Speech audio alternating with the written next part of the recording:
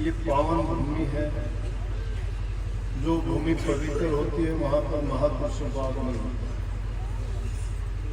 इसलिए इसी बात से अंदाजा लगाया जा सकता है कि एक नहीं दो नहीं कितने महापुरुष यहाँ पधारे हैं।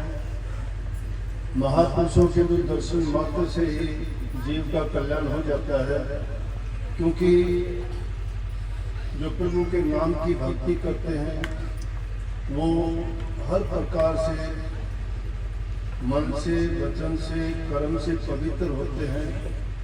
और जैसे जहाँ कोई हमें चीज़ मिलती है उसके दर्शन करते हैं, जो भी उसमें गुण होता है वो स्वाभाविक रूप से उनके दर्शन मात्र से ही गुण हमें आ जाता है। अगर किसी शमशान घाट के पास से गुजरते हैं तो हमें मरे हुए भूत प्रेत पिशाचों की बात याद आती है। इसलिए महापुरुष जब पधारते हैं, उनके दर्शन करते हैं, उनका आशीर्वाद मिलता है, उनकी दृष्टि पाक दृष्टि हम पर पड़ती है, धन्य हो जाते हैं और हमारे कोटि जन्मों के पापों का नाश हो जाता है।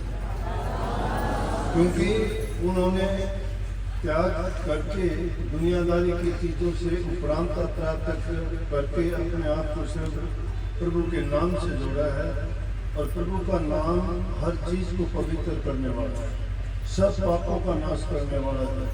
जीव का हित और कल्याण संत महात्माओं के दर्शन से, उनके वचन के सुनने से, उनके आशीर्वाद प्राप्त करने से होता है।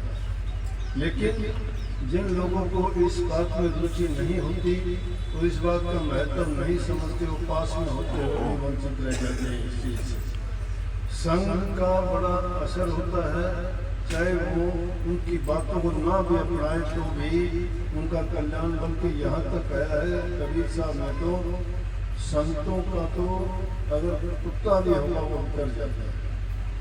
संतों के पास तो जो भी अगर संत जिस पशु के चाम की जूती पहन लेते हैं, उस पशु का भी कल्याण हो जाता है। जो पक्षी भी उनके ऊपर से गुजर जाता है उनका भी कल्याण हो जाता है, क्योंकि वो नाममय होते हैं। पर वो संत और राम को एक कर जानिए, दूसरा भेद में तनक आना। लाली जो छिपी है मेहंदी के पात में, दूध में घी इस बात जाने। फूल में बास जो पाठ में आग है, संत में राम इस बात जाने। दास पलटू के संत में राम है, राम में संत की सब है। संत और राम में कोई अंतर नहीं होता। जिस प्रकार से मेहंदी के पात में लाली छिपी हुई है, फूल में सुगंध छिपी हुई है, इसी प्रकार से राम और संत में अंतर नहीं, राम और संत में अंतर नहीं, उनमें अंतर नहीं होता। क्यों उन्होंने अपना कनेक्शन सीधा प्रभु से जोड़ रखा है। दुनियादारी में विचरते हुए नजर जरूर आते हैं और वो जीवों के कल्याण करने के लिए ही संसार में रहते हैं। जब उनका ये काम पूरा हो जाता है तो अपना चोला बदल देते हैं, दुनिया में नहीं रहते।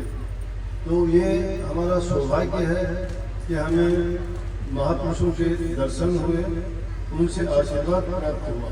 और जब भी ऐसा कोई अवसर आए तो हमें उसमें चूक नहीं करनी चाहिए, क्योंकि इंसान का चोला बार बार नहीं मिलता। और इसकी कीमत सांस की इतनी है कि 3 लोग के बराबर एक सांस की कीमत है। कबीर साहब ने कहा है, कहता हूँ कि जात हूँ काहे बजाऊँ ढोल, सांसा खाली जात है 3 लोग का। एक सांस 3 लोग के मूल्य के बराबर है। लेकिन हम ये परवाह नहीं करते कब जीवन आया कब चला गया। पशु पक्षियों की तरह से खाया पिया, रात को सो गए, दिन को काम धंधा किया, प्रभु को याद करना भूल गए और दुनियादारी के सारे कामों में इतने रचे पचे रहे कि जो जिस काम के लिए, जिस उद्देश्य के लिए चोला मिला था उसका हमें कभी चिंता ही नहीं।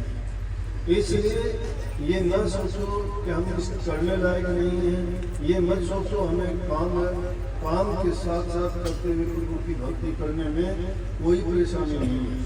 गृहस्थ में रहते हुए इस सबसे भक्ति कर सकते हो। जितने संत महात्मा आप देखते हैं सब गृहस्थ में हुए हैं, सब गृहस्थ में हुए हैं। गृहस्थ में रहते हुए उन्होंने ये नाम का प्रचार और प्रसार करके दुनियादारी के जीवों को इस ओर से उस ओर लेके गए, दुनिया से निकाल के मुक्ति का रास्ता दिखाया है, प्रभु के चरणों में उनका वास कराया है। इसलिए जितना भी तुम्हें समय मिलता है, अब कबीर साहब जैसे संत हुए, उन्होंने कब कहा कि काम छोड़ो, वो कहते गृहस्थ में रहते अपना काम करते बिल्कुल उनकी भक्ति करो, और वो काम भी करते जाते हैं, कहते हैं कि मैं काम कब करता हूँ, और दूसरी तरफ कहते हैं कि मैं नाम कब जपता हूँ। जब ये वो काम करते करते नाम हृदय में रखते हैं, मन में रखते हैं। जैसे अभी तुरंतगिरी पुरी जी ने जो वाणी गाई थी मीराबाई की, प्रेम की वाणी, मीराबाई ने उस प्रेम के बस होकर सर्वस्व त्याग किया। उन्हें कुल परिवार दुनियादारी की कोई किसी रस्म रिवाज की परवाह नहीं। उन्होंने कितनी अच्छी बात कही कि सतगुरु ने मेरे बाण जो मारा है वो पार निकाल दिया, हृदय के पार चला गया। पार चढ़ने का मतलब क्या है कि वो ऐसा लगा कि दिल पे अपनी सूझ बूझ सब भूल के हम उस पर रुके ही हो गए, दूसरी दुनियादारी की चीज की आवश्यकता ही नहीं है। तो कबीर साहब ने यही कहते हैं, सिख लोगों, सिख महापुरुषों ने तो ऐसा कहा है कि काम करते करते हाथ कारगर मन